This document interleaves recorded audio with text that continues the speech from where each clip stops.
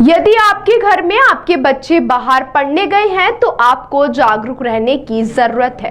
Cyber ठगों ने ऐसे लोगों को चिन्हित करना शुरू किया है जिनके बच्चे बाहर पढ़ने जाते हैं। ठग इनके परिजनों को फोन कर बच्चों के अलग अलग केस में फंसने की बात कहते हैं और उसके बाद ठगी की वारदात को अंजाम दे देते हैं।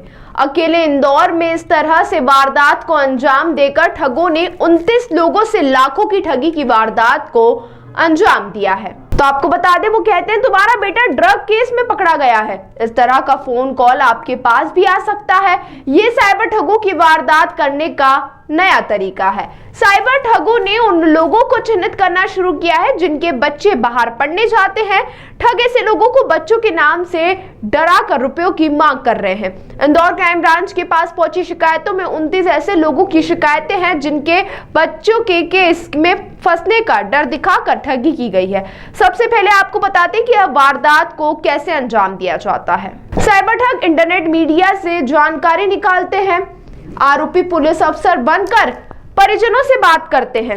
ऐसे में परिजन घबरा कर राशि भेज देते हैं। इसके लिए सबसे पहले अधिक जरूरी है कि सोशल मीडिया पर अपनी निजी जानकारी कम से कम शेयर की जाए। इंदौर में अभी तक हुई 29 वारदातों में 12,32,000 रुपए की ठगी की वारदात सामने आ चुकी है। हालांकि इसके लिए बचाव के तरीके भी हैं जिन्हें ध्यान में रखकर ऐसी ठगी की वारदात से बचा जा सकता है।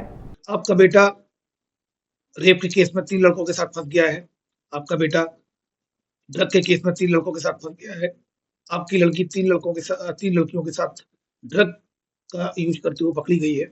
इस तरह के कॉल्स किए जाकर साइबर फ्रॉड की घटनाएं बढ़ी हैं। इसमें क्राइम ब्रांच में 1 साल में लगभग 29 से अधिक घटनाएं इस तरह की आई हैं, जिसमें कि लोगों के साथ फ्रॉड किया गया है। एक पेरेंट्स के साथ फ्रॉड किया गया था। उनका बच्चा कोटा में पढ़ रहा है और कोटा में रहकर नीट की तैयारी कर रहा है। उसके लिए बताया गया कि आपका लड़का ड्रग के केस में फंस गया 3 लड़कों के साथ, तो उसके साथ 1 लाख का फ्रॉड किया गया। फिर एक की लड़की मुंबई में स्टडी कर रही है, तो उसको ये बताया गया कि वो ड्रग का यूज कर रही है, ड्रग के साथ 3 लड़कियों के साथ पकड़ी गई है, तो उसके साथ 90,000 का फ्रॉड कर लिया। एक फरियादी का आईटी जो लड़का है वो आईटी कंपनी में था बेंगलोर में, और वहां पर उसने बोला कि आपका लड़का रेप केस में फंस गया है, तो उसके साथ भी लगभग 1.25 लाख की ठगी कर ली गई है और पैसे मांगे गए। इस तरह की घटनाएं आई हैं। कुल मिलाकर 29 से अधिक घटनाएं सामने आई हैं।